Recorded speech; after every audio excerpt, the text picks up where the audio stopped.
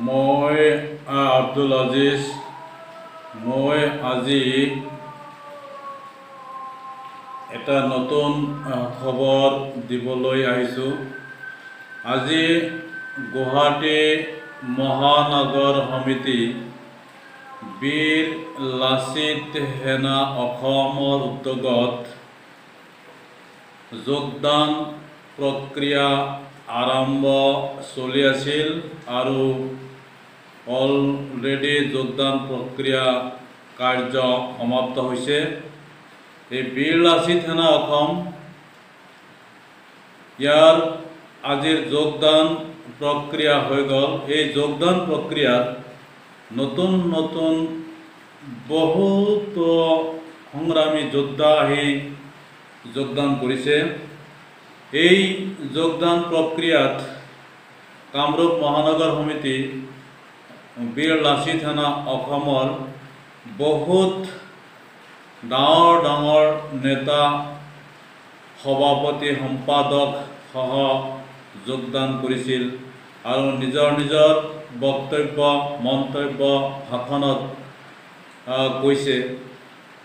বহুত যুৱক যুৱতী, অসমৰ বহুত ল'ৰা, ডেকা ডেকা ল'ৰা, সংগ্ৰামী বন্ধুসকল আহি আজি বীৰ লাচিত সেনাত যোগদান কৰিছে। যোগদান প্ৰক্ৰিয়া আজি হৈ গ'ল। যোগদান প্ৰক্ৰিয়াত বহুত সংগ্ৰামী সদস্য আহি ভৰ্তি হৈছে। গতিকে এই যে বীৰ লাচিত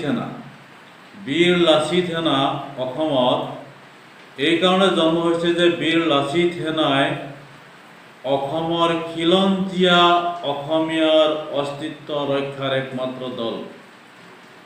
অসমৰ খিলঞ্জীয়া অসমীয়াৰ অস্তিত্ব ৰক্ষাৰ একমাত্ৰ দল হৈছে বীৰ লাচিত সেনা। বীৰ লাচিত সেনাই যদি কোনোবাই ভুল বুজিছে যে বীৰ লাচিত সেনাই অকল অসমীয়া মানুহৰ অস্তিত্ব আৰু যে হিন্দু মুছলিম মানে এইবিলাক বিভেদন মন্তব্য দি থাকে, তেতিয়াহ'লে ভুল কোৱা হ'ব। কাৰণ বীৰ লাচিত সেনাই একমাত্ৰ দল অসমৰ যিটো দলে অসমীয়াৰ অস্তিত্ব ৰক্ষা কৰিব পাৰিব আৰু অসমীয়া ভাষা ৰক্ষা কৰিব পাৰিব। বীৰ লাচিত সেনাৰ যিটো দল, বীৰ লাচিত সেনাৰ যিটো দল, এই দলত কোনো ধৰণৰ কমিউনেল ভেদভাৱ নাই। বীৰ লাচিত সেনাৰ একমাত্ৰ ৰাস্তা হৈছে, একমাত্ৰ উপায় হৈছে অসমৰ অসমীয়া খিলঞ্জীয়াৰ অস্তিত্ব ৰক্ষা আৰু অসমৰ মাতৃভাষা অসমীয়াক ৰক্ষা কৰা। গতিকে আপোনালোকে আজি এই যোগদান অনুষ্ঠানত বহুত ধৰণৰ, বিভিন্ন ধৰণৰ নতুন সদস্য দেখা পাব আৰু ডাঙৰ ডাঙৰ নেতা, আমাৰ যিবোৰ নেতাই কামৰূপ মহানগৰ সমিতি বীৰ লাচিত সেনা অসমত কাম কৰি আছে, তেওঁলোকৰ ভাষণ শুনিবলৈ পাব। আপোনালোকে মোৰ এই চেনেলটো চাওক। মোৰ এইটো অসমীয়া নতুন ইউটিউব চেনেল। আপোনালোকে মোৰ চেনেলটো লাইক কৰক, শ্বেয়াৰ কৰক আৰু যোনে যোনে বীৰ লাচিত সেনা অসম ভাল পায় কমেণ্ট বক্সত লিখক, জয় আই অসম বুলি লিখক।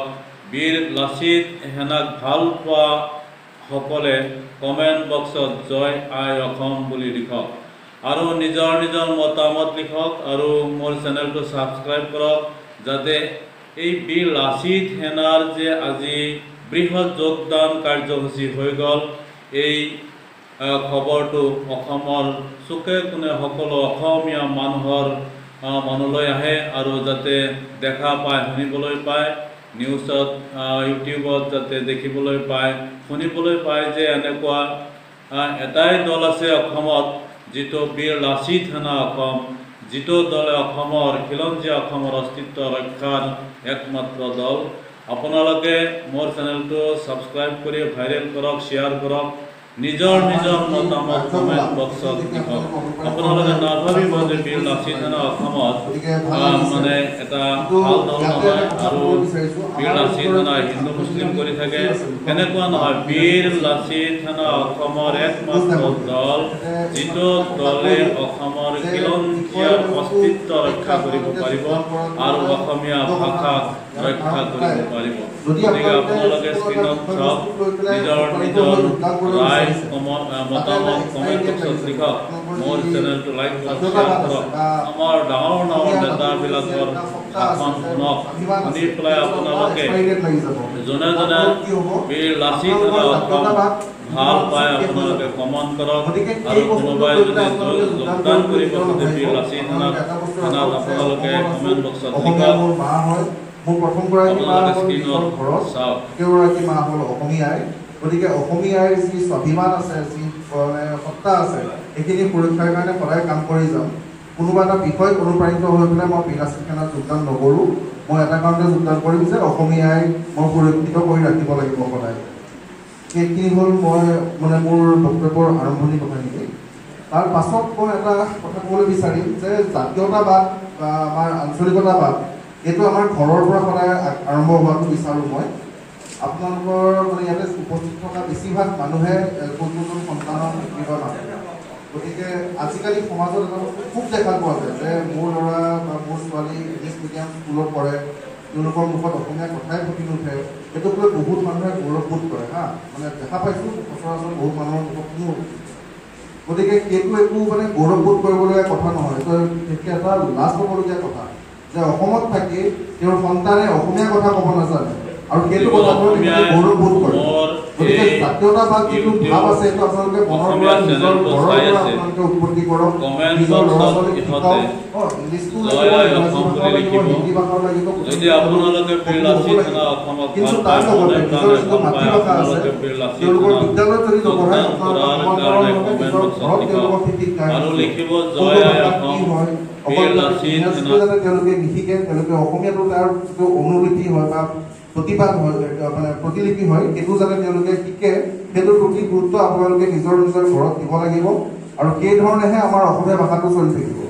আজি আমাৰ তপন শৰ্মাদেৱে কৈ থৈ গ'ল, এসময়ত ৩৬ বছৰ কালৰ কাৰণে আমাৰ ভাষাত অসমীয়া ভাষাটো নোহোৱা হৈ গৈছিলে আমাৰ এই ৰাজ্যত।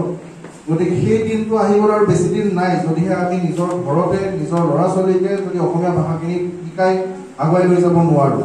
গতিকে কিছুমান ভাল বিদ্যালয় আছে যিখিনি আপোনালোকৰ অসমীয়া ভাষাৰ শিক্ষা লগতে ইংৰাজী ভাষাৰ শিক্ষা গোটেইখিনি সমান্তৰালভাৱে দিয়া হয়। আপোনালোকে যদি নিজৰ ল'ৰা ছোৱালীক ভাবে যে একেধৰণে মানে আগুৱাই লৈ যাওঁ, সেই বিদ্যালয়সমূহৰ উদাহৰণ আপোনালোকে ল'ব পাৰে। তেওঁলোকক তাতে নামভৰ্তি কৰাই অসমীয়া আৰু ইংৰাজী দুটা ভাষাটো তেওঁলোকক আগুৱাই লৈ যাওঁ, সেইখিনি মানে মই ছেকেণ্ড হিচাপে কৈছোঁ। তৃতীয় কথা, এই বীৰ লাচিত সেনাৰ মজিয়া যিখন আছে, এইখন হ'ল এখন মানে আন্দোলনকামী এক মজিয়া। ইয়াতে আমি আন্দোলন কি কৰি আছোঁ, নিজৰ সুৰক্ষাৰ কাৰণে, নিজৰ মানে অসমীয়া যি সত্তা আছে, অসমৰ যি সংস্কৃতি আছে, ভাষা আছে, তাৰ সুৰক্ষাৰ কাৰণে আমি আন্দোলন কৰি আছোঁ। মাৰ্টিন লুথাৰ কিং বুলি এজন বহুত প্ৰখ্যাত মানুহ আছিল আমেৰিকা যুক্তৰাষ্ট্ৰৰ। তেখেতে এটা কথা কৈছিল যে মানে অধিকাৰ আন্দোলনৰ অবিহনে নহয়, মানে নিজৰ অধিকাৰৰ কাৰণে সদায় আন্দোলন কৰিবই লাগিব। আৰু সেই আন্দোলন কৰিবলৈ আমি এই মজিয়াত একগোট হৈছোঁ আজি। আন্দোলন বেলেগ একো নহয়, জংগী আন্দোলন নহয়। আমি এখন গণতান্ত্ৰিক দেশত আছোঁ, গণতান্ত্ৰিকভাৱে সদায় আগবাঢ়িম, কিন্তু নিজৰ অধিকাৰৰ কাৰণে মাত মাতিবই লাগিব সকলোৱে। আৰু সেইটো নিজৰ মাজত সদায় এটা সাহস, সেইটো সদায় গোটাই ৰাখিব লাগিব যে মোৰ আন্দোলন মই নিজে কৰিম আৰু মই অসমবাসীৰ কাৰণে বা অসমীয়াৰ কাৰণে সদায় মাত মাতি যাম। এনেকুৱা নহয় যে মই এটা ভুল দেখা পাইছোঁ, তাৰপিছত মই ৰখি দি আছোঁ, মোৰ সংগীসকল আহিব, তাৰ পাছতহে মই মাত মাতিম, সেইটো কেতিয়াও নকৰিব। আপুনি নিজেও মাত মাতক, নিজেও কিবা এটা ভুল দেখা পাইছে, অসমীয়া এজনক ক'ৰবাত মানে হানি কৰা দেখা পাইছে বা অসমীয়াৰ বিষয়ে কোনোবাই বেয়াকৈ কোৱা দেখা পাইছে, আপোনালোকে তাতো মাত মাতক। এতিয়া আজি যোৱা দুদিন আগত যোৰাবাট অঞ্চলত এটা ঘটনা ঘটি গৈছে, বহুত দুখজনক ঘটনা এইটো। অসমীয়া ল'ৰা এজনক, তেখেত কটন মহাবিদ্যালয়ৰ এগৰাকী কৰ্মচাৰী আছিলে, তেখেতক এজন বিহাৰী সম্প্ৰদায়ৰ ট্ৰাক ড্ৰাইভাৰে মৰিয়াই মাৰি থৈ গ'ল, আকৌ দিন দুপৰতে 7:30 বজাত ৰাতিপুৱা ভাগত। এইটো বহুত দুখজনক কথা যে অসমত অসমীয়াই আজি এনেকৈ ক্ষীৰ নত কৰি থাকিবলগীয়া হৈছে বা অতি সহ্য কৰি থাকিবলগীয়া হৈছে। গতিকে এই সকলোবিলাক বস্তুৰ বিষয়ত আমি মাত মাতি যাব লাগিব, তাৰ বিৰুদ্ধাচৰণ কৰি যাব লাগিব আৰু এইখিনি কৰি গ'লেহে অসমীয়া যিটো আমাৰ মানে জনসংখ্যা আছে, মুষ্টিমেয় আছে বৰ্তমান, যিটো ত্ৰিপুৰাৰ অৱস্থা হৈছিলে, মাত্ৰ এতিয়া তাতে 23% থলুৱা ত্ৰিপুৰা বাকী আছে। তেনেকুৱাকৈ অসমৰো যিটো প্ৰকৃত অসমীয়া, খিলঞ্জীয়া অসমীয়া সংখ্যা তেনেই তাকৰ আজিৰ দিনত। গতিকে যিখিনি আছো এইখিনিয়ে যদি আমাৰ নিজৰ অধিকাৰৰ কাৰণে যুদ্ধ নকৰোঁ, তেতিয়াহ'লে কিন্তু অসমীয়াৰ এই যিটো লোক আছে বা আমাৰ যিখিনি মানে থলুৱা লোক আছে, খিলঞ্জীয়া লোক আছে, সেই লোকখিনি বিলুপ্তি ঘটিবলৈ বেছি দিন নাই। গতিকে আপোনালোকে নিজৰ মাজতে এটা অনুপ্ৰেৰণা লওক, নিজকে মটিভেট কৰক এটা কথা কৈ যে মই অসমীয়া হয়, মই অসমৰ কাৰণে সদায় কাম কৰিম আৰু সদায় অসমীয়া আইৰ সুৰক্ষাৰ কাৰণে মাত মাতি যাম। এইখিনি কৈ মোৰ বক্তৃতা সামৰিছোঁ। বহুত বহুত ধন্যবাদ। জয় আই অসম।